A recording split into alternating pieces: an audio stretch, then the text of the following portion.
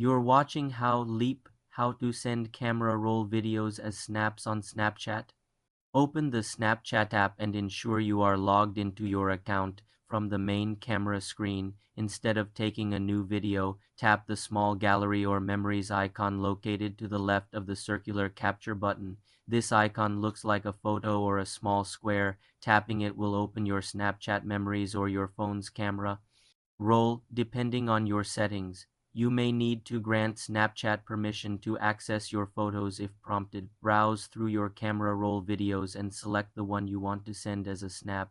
You can trim the video length using the slider at the bottom. After selecting and trimming, tap the blue send to arrow in the bottom right corner. This will take you to the sending screen. Here you can add text, drawings, stickers, or filters to the video just like a regular snap. Once customized, select the friends or groups you want to send it to by tapping their names, or add it to your story by selecting My Story at the top. Finally, tap the blue send arrow again.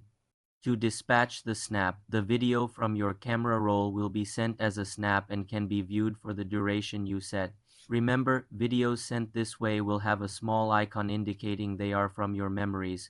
For more simple computer tutorials, subscribe to the channel.